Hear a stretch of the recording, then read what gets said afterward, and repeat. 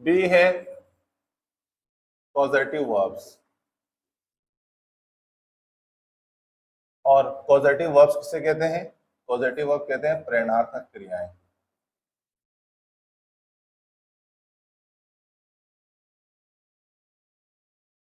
देखिए, आप प्रेरणार्थक क्रियाओं का क्या मतलब है? देखो, आप सेंटेंस का सब्जेक्ट जब अपना कार्य खुद नहीं करके बल्कि किसी दूसरे व्यक्ति से करवाता है, तो वहां पर सेंटेंस की जो मेन वर्ब है वो एक स्पेशल फॉर्म की वर्ब होती है। और ये वर्ब होती है मेक, गेट या हैव। इंग्लिश में तीन वर्ब्स हैं जिनको हम प्रेरणार्थक या पॉजिटिव वर्ब कहते हैं, और ये कौन सी है? मेक, गेट और हैव। तो मेक, गेट और हैव जो वर्ब है प्रेरणार्थक क्रियाएं कहलाती हैं, क्योंकि ये उन सेंटेंसेस को बनाने में मदद करती है जिन सेंटेंस में सब्जेक्ट अपना काम खुद ना करके किसी और से करवाता है। जैसे कि आप मैं अपने छोटे भाई से अपने जूते पॉलिश करवाता हूँ, तो यहाँ पर मैं अपने जूते पॉलिश खुद नहीं करता हूँ बल्कि अपने छोटे भाई से जूते पॉलिश करवाता हूँ। टीचर क्लास में एक स्टूडेंट से किताब पढ़वाता है या बुक पढ़वाता है, तो टीचर खुद बुक नहीं पढ़ रहे हैं, वो किसी स्टूडेंट से बुक पढ़वाते हैं। या फिर अंग्रेजों ने भारतीय लोगों से कठिन परिश्रम करवाया। तो हर सेंस में जब आप सब्जेक्ट खुद काम नहीं करता है बल्कि किसी दूसरे व्यक्ति की सहायता से काम करता है, तो वहां पर जो सेंटेंस की मेन वर्ब होती है वो होती है मेक, गेट या फिर हैव, और इन्हीं तीन वर्ब को हम पॉजिटिव वर्ब कहते हैं। ये बात आप ध्यान रखिए। जब सेंटेंस का सब्जेक्ट किसी अन्य व्यक्ति आदि से कार्य करवाता है, तो सेंटेंस की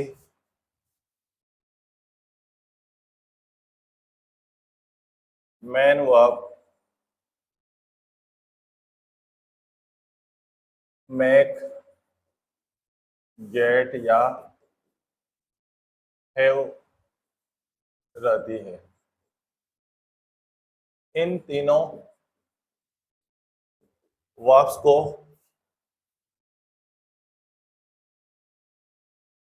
ही पॉजिटिव वर्ब कहते हैं। तो ये पॉजिटिव वर्ब कौन सी है? मेक, गेट या हैव। देखिए, आप जैसे कि अब एक सेंटेंस लिख देता हूं मैं। जैसे कि मैं अपने भाई से I make my younger brother, मैं अपने यंगर ब्रदर यानी छोटे भाई से पॉलिश माई शूज, अपने जूते पॉलिश करवाता हूँ।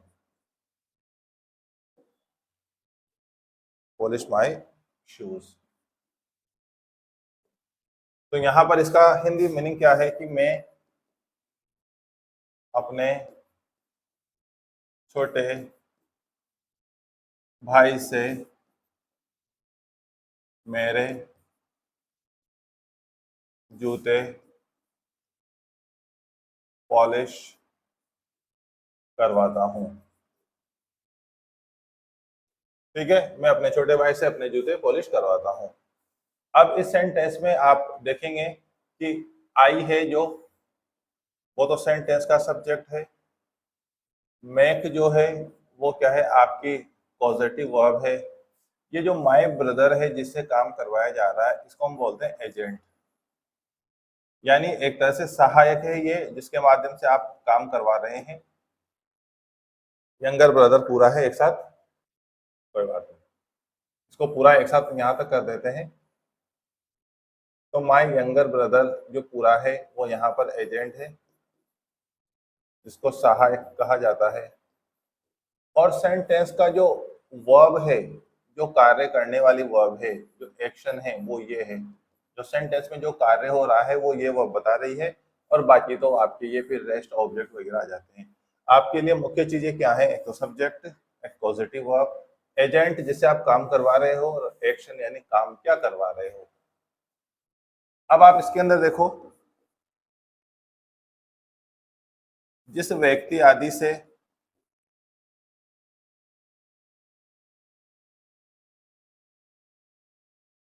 कार्य करवाया जाता है,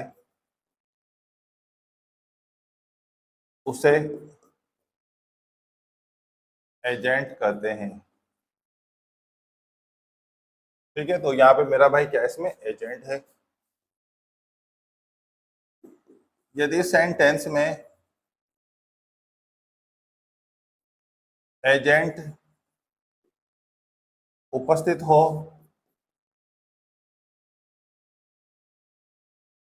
कहां पर? पॉजिटिव वर्ब के तुरंत बाद। तो यदि सेंटेंस में एजेंट उपस्थित हो पॉजिटिव वर्ब के तुरंत बाद, तो पॉजिटिव वर्ब के रूप में मेक, एम ए के, मेक होगी। जबकि एजेंट नहीं होने पर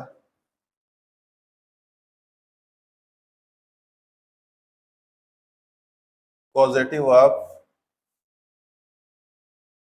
के रूप में गेट या हैव दोनों चलेगी, होगी। गेट या हैव होगी।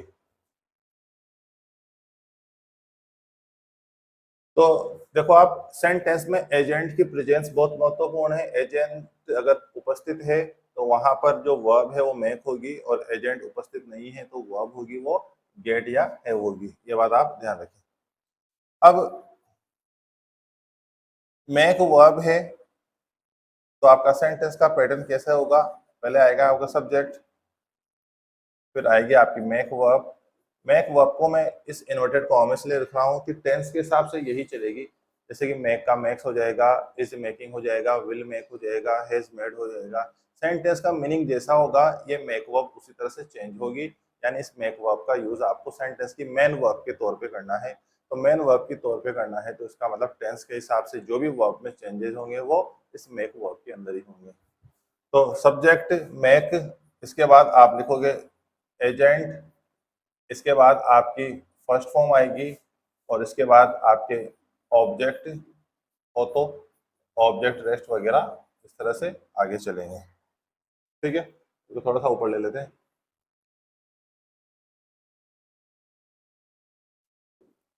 जैसे एक सेंटेंस है,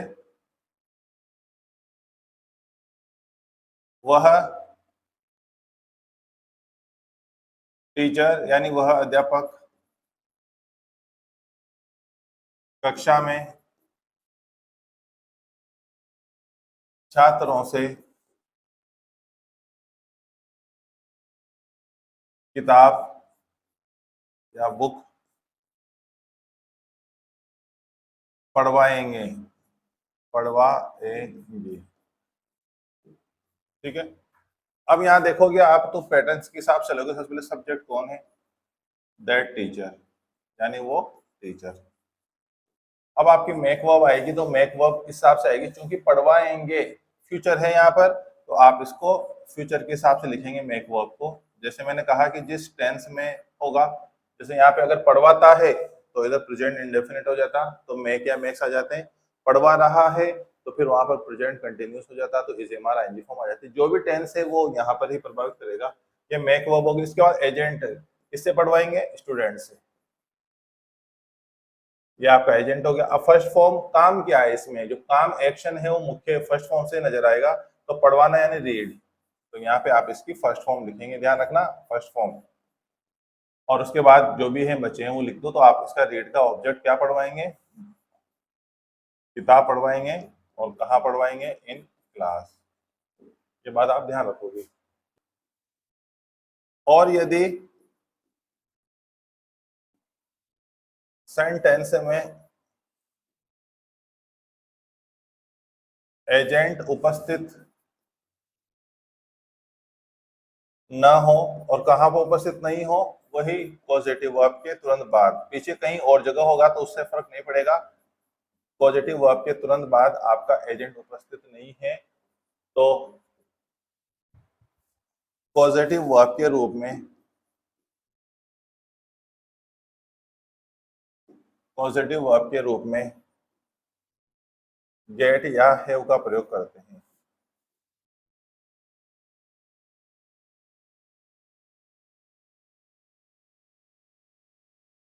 ठीक है। अब गेट या हैव वर्ब रहेगी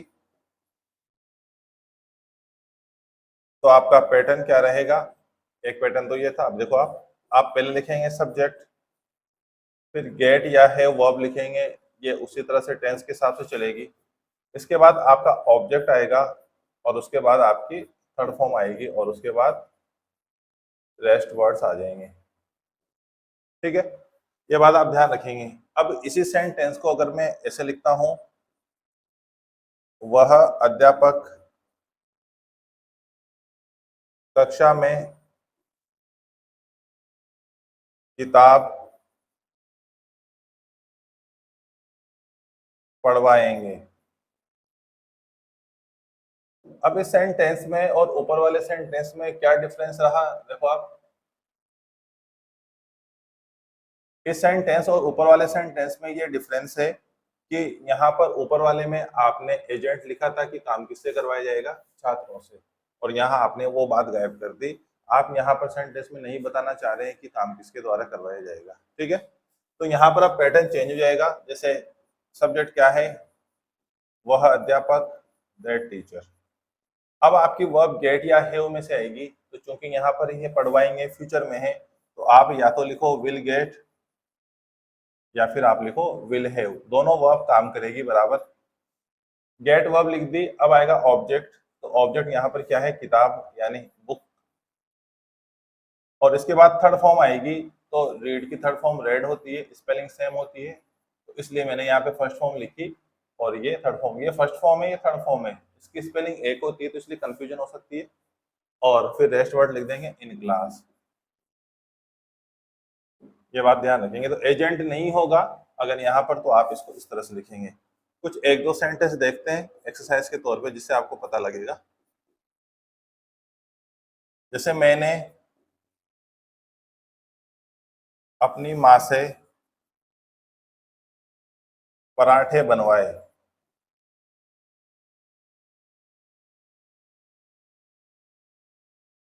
दूसरा, वह एक मकान बनवा रहा है।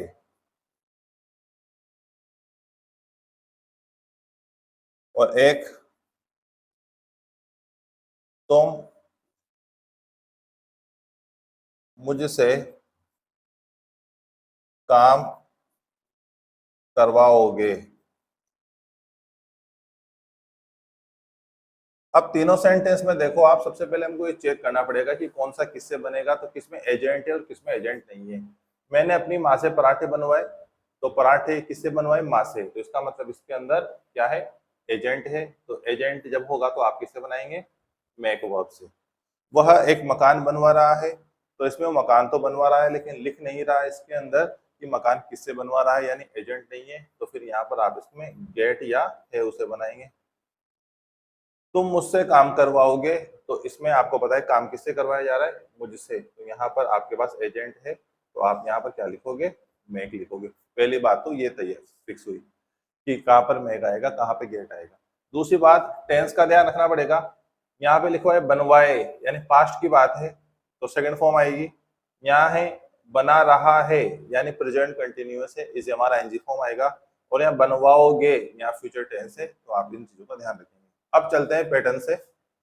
पहला है किससे बनेगा? ये मेक से बनेगा, तो यहाँ पर आई और बनवाए यानी सेकंड फॉर्म है, तो यहाँ पर मेक की सेकंड फॉर्म लिखोगे आप। पैटर्न कहाँ है? सब्जेक्ट के बाद मेक वर्ब, तो सेकंड पास्ट है तो आपने सेकंड फॉर्म लिखी। एजेंट किससे बनवाए? माँ से, माय मदर, मेरी माँ से बनवाए। फिर वर्ब क्या काम करवाया?